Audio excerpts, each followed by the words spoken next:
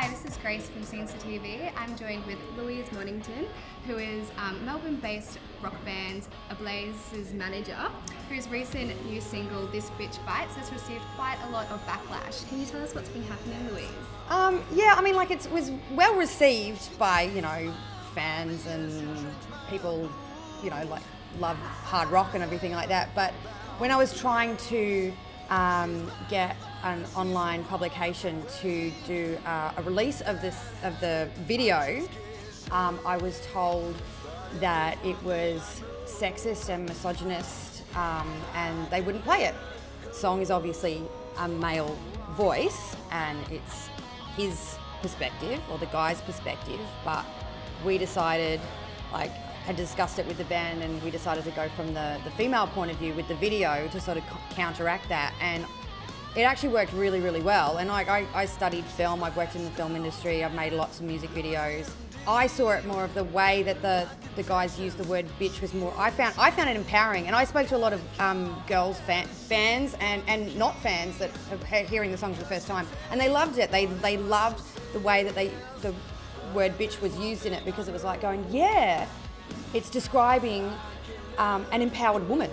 The girl in the video is a boy. She's the female boy.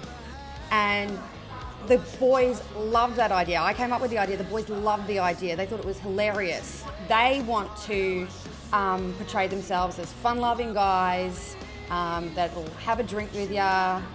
One publication was a bunch of guys came back to me and mansplained what sexism was to me, which I found hilarious. Another publication was run by a woman, and they had just recently made a political stand saying that they weren't going to support any works, like songs or whatever, that had particular words in the title, and one of those words was bitch. So I understand where she was coming from that point of view,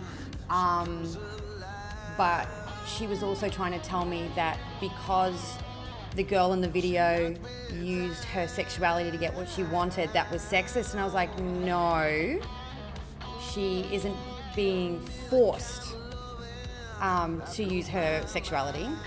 She's choosing to use her sexuality, and she's not being mistreated, and it's not portraying her in a bad light. And the girl who played the girl in the video thought it was fun as well. They've got to be the most unsexist dudes there is. They have their moments, but they're guys, and they don't have the female experience. But all in all, they're not sexist guys. Yeah, well, in the video, they're not being portrayed as sexist guys. It's clear, if you watch the music video, you can clearly see that it is the woman who's dominating the men. Yeah. Which I'm just a little bit confused about why this has become a bit of an issue. There's roots in what came out of the Sunset Strip scene in the 80s, with Motley Crue and Poison and Guns N' Roses and all of that sort of stuff. And their videos were very sexist and derogatory towards women. And there are other bands that really play on that whole sleaze rock kind of vibe. These guys don't, but they get lumped in with those guys as well, because they do play a lot of gigs with them as well, because the sound is there, it works well together and everything. So I think there's that element to it as well. It's rock and roll. Rock and roll does get controversial, and this really wasn't controversial at all.